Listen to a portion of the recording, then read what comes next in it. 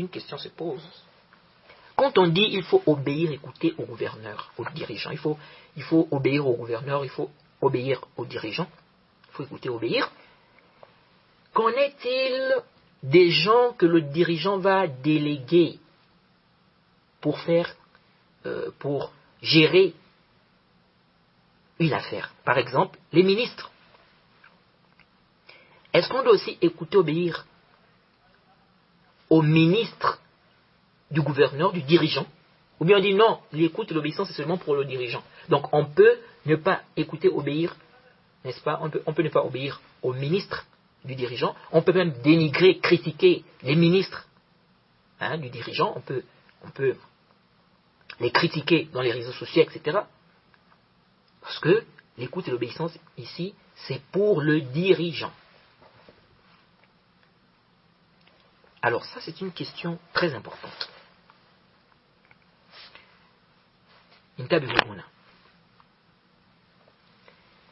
Écouter et obéir aux dirigeants, ça ne se limite pas seulement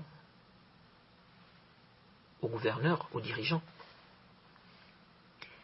Si le gouverneur ou le dirigeant délègue quelqu'un pour une affaire, comme par exemple les ministres, il faut écouter, obéir à ces ministres-là. Naam, les savants divergent sur cette question. Il y a des savants qui ont fait la différence. Ils ont dit, quand on parle d'écoute et d'obéissance, il s'agit ici du dirigeant seulement. Il s'agit du dirigeant. Et d'autres savants ont dit non. Le dirigeant est celui-là qu'il va déléguer. Vous voyez. Et l'imam Ahmed a dit quoi ici? L'imam Ahmed a dit la prière du Jumu'ah derrière lui et derrière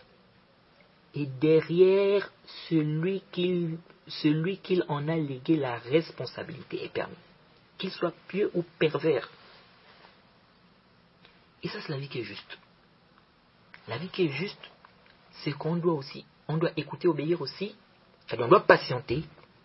La patience, quand on dit de patienter face à l'injustice du gouverneur, du dirigeant, il s'agit aussi des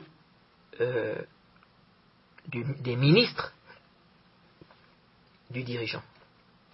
Pardon. Les ministres du dirigeant. C'est délégué. Alors, intabihum. والحجة في ذلك, la preuve de cela. La preuve de cela, c'est dans le hadith qu'on a cité, le hadith de Jarir ibn Abdillah.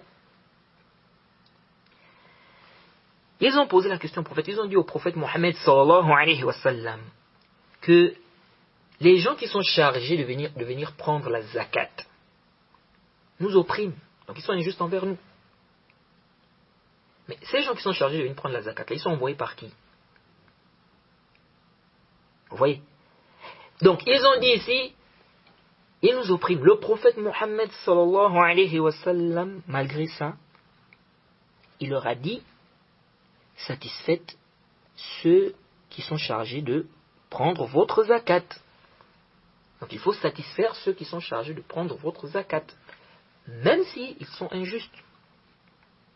Donc le prophète Mohammed sallallahu alayhi wa sallam leur a demandé d'obéir à ces gens-là. Et c'est venu dans le Sahih que le prophète Mohammed sallallahu alayhi wa sallam a dit, celui qui obéit à mon amir, il m'a obéi. Celui qui désobéit à mon amir, il m'a désobéi. Vous voyez? Donc, on retient que les ministres du dirigeant, ces ministres, on doit patienter aussi face à leur injustice. Sauf que certains gens de science ont dit, Naam, tu écoutes, tu obéis au délégué du dirigeant, ou on va dire le ministre par exemple, ou au ministre du dirigeant, Naam. Ils ont dit, sauf si le ministre là, ou celui que le dirigeant a délégué pour diriger une affaire, ils ont dit, sauf si il fait une chose contraire à ce que le dirigeant lui a demandé de faire. C'est-à-dire, le dirigeant lui a demandé, le gouverneur lui a demandé de faire une chose, lui, il n'a pas fait ça, il a contredit ça. Il dit, ici, là, tu ne dois pas lui obéir. Pourquoi? Ils disent, car le fait de désobéir ici, tu n'es pas en train de désobéir au gouverneur. Pourquoi? Parce que lui, donc le ministre par exemple, ici il a fait le contraire de ce que le gouverneur lui a demandé de faire. C'est-à-dire il n'a pas respecté ce qu'on lui a demandé de faire. Et donc ici, si tu ne lui obéis pas, tu n'as pas contredit le gouverneur. Tu n'as pas contredit le gouverneur. Donc ici, là, si par exemple les délégués du gouverneur, délégués du gouverneur musulman par exemple, ces ministres-là, musulmans, si par exemple ils sont injustes, qu'est-ce que tu fais? Tu écris une lettre aux dirigeants. Ou bien s'ils ne respectent pas ce que le gouverneur ou le dirigeant leur a demandé de faire, tu écris une lettre au dirigeant ou au gouverneur pour lui dire que les gens que tu as placés pour faire telle ou telle tâche, ils ne font pas ça comme il se doit, ou bien ils ont contredit ce que tu leur as demandé de faire. Donc soit tu écris une lettre, ou bien il y a l'appel aussi, tu peux appeler, ou bien, si c'est possible, ou bien tu passes par quelqu'un qui est proche du dirigeant, qui peut lui parler. Bref, tu utilises des moyens, mais tu ne fais pas quoi? Tu ne te rebelles pas, tu ne commences pas à dénigrer le dirigeant sur Internet, etc. Alors ça, c'est l'avis que j'avais adopté. C'est-à-dire que tu dois écouter, obéir, donc aux délégués du gouverneur, ou on va dire les ministres du gouverneur, sauf s'ils font le contraire de ce que le gouverneur leur a demandé de faire. Donc ici, tu n'écoutes pas, tu n'obéis pas, et tu cherches à contacter le gouverneur pour qu'il soit au courant de cela, afin qu'il prenne les mesures nécessaires pour éradiquer cela ou pour que ça puisse cesser. Sauf que j'étais en train de lire le hadith de Jarir ibn Abdillah. J'ai médité sur ce hadith et j'ai vu que ce hadith, de manière apparente, ça contredit cet avis qui dit que s'ils font le contraire de ce que le gouverneur leur a demandé de faire, ici tu n'obéis pas. C'est-à-dire que tu n'écoutes pas, tu n'obéis pas. Et ici, là, on est toujours en train de parler du fait d'écouter, d'obéir dans le convenable ou dans une chose qui n'est pas un péché. Parce que si c'est un péché, on a dit que tu n'obéis pas, tu n'écoutes pas. Que ce soit le gouverneur ou quelqu'un d'autre. Tu ne dois pas obéir à quelqu'un dans le péché. Si quelqu'un te demande de désobéir à Allah subhanahu wa ta'ala, tu n'as pas le droit de désobéir à Allah subhanahu wa ta'ala. Jaïd. Alors, le hadith de Jarir ibn Abdillah.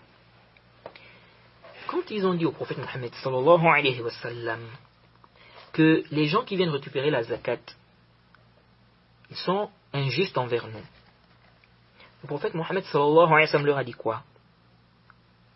Est-ce qu'il leur a dit de ne plus obéir?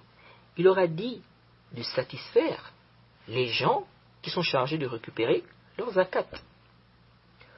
Or, ceux-là qui ont été injustes, est-ce que c'est le prophète Mohammed sallallahu alayhi wa sallam qui leur a dit d'être injustes?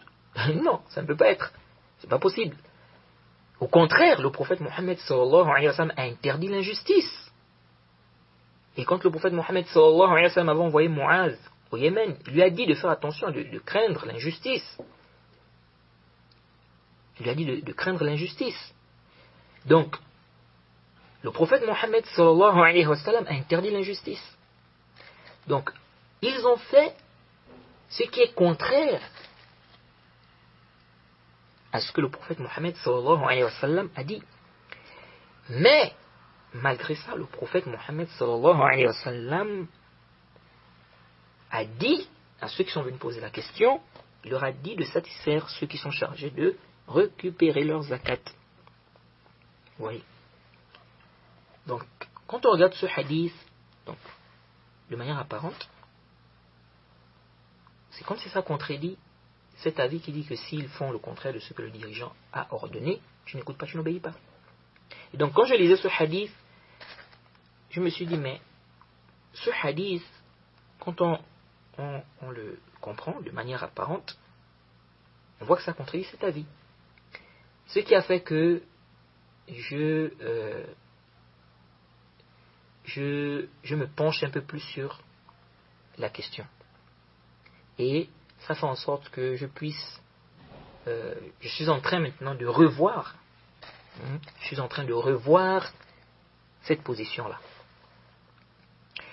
Mais, je dis, si il y a un savant qui dit que même si les délégués là, ou bien les ministres, même si ils font le contraire de ce que le gouverneur ou le dirigeant leur a demandé de faire, on doit toujours les écouter et leur obéir. S'il y a un savant qui dit ça, alors c'est la position que j'adopte. C'est la position que j'adopte. Jade. Le cas contraire, je reste sur la position des savants qui ont dit que si ils contredisent ce que le gouverneur leur a demandé de faire, on n'écoute pas, on n'obéit pas. Jade. Parce que je n'ai pas envie d'évancer les savants sur ça. Jade. Et ce qui est même ce qui est dans le texte, ce qu'on comprend de ce texte-là, de manière apparente, c'était en lisant que j'ai médité sur ça, j'ai vu que ça semble contredire, n'est-ce pas, cet avis-là. Mais je n'adopte pas encore cet avis. Je vais ramener ça auprès des gens de science et essayer de voir qu'est-ce que les gens de science vont me dire par rapport à cela. Car peut-être quelque chose m'a échappé ici. Non. Alors, il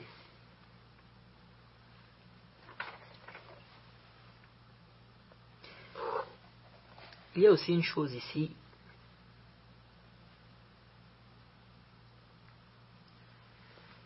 qu'il faut rappeler. Pourquoi on dit même ceux que le dirigeant va déléguer, par exemple les ministres, pourquoi on dit même avec eux il faut patienter? Il ne faut pas se mettre à les dénigrer sur internet, en public, etc. Parce que lorsque tu vas faire ça, qu'est-ce qui va se passer? Ça va conduire au dénigrement du dirigeant. Ça va conduire au dénigrement du dirigeant. Parce que les gens vont dire, les gens qu'ils placent, ce sont des incapables, ce sont des gens qui font de l'injustice, ce sont des gens qui font comme ça, comme ça, comme ça. Donc ça veut dire que lui-même il n'est pas bon, il faut l'enlever.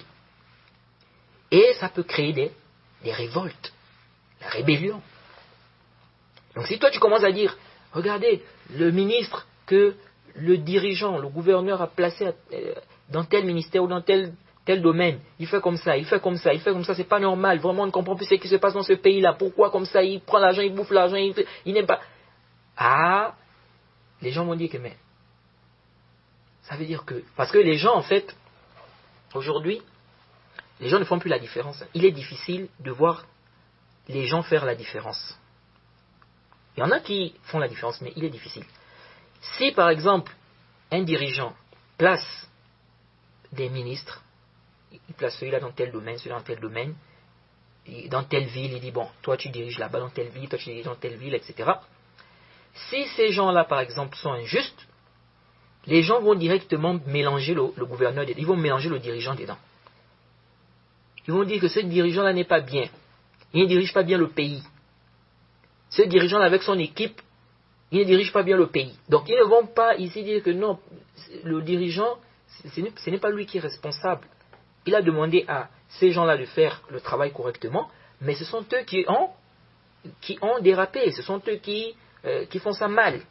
Non, les gens vont directement dire le dirigeant là n'est pas bon, le dirigeant là n'est pas bien, c'est vraiment un dirigeant qui n'est pas bien, etc. Et voilà comment ça va créer tout un désordre.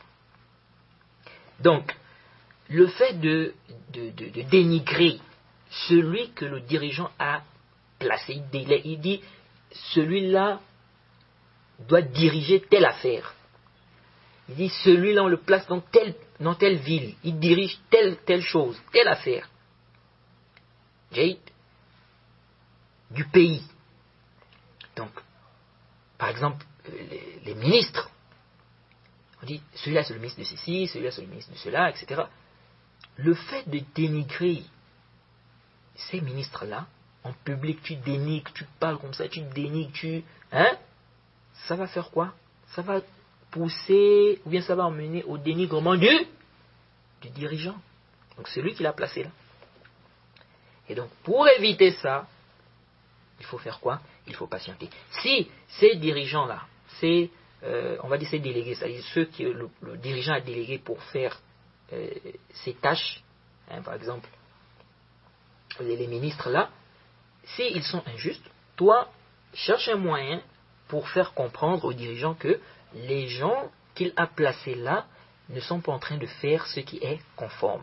Ils sont en train de déraper. Ou bien ils ne sont pas en train de respecter ce qu'il leur a demandé de faire.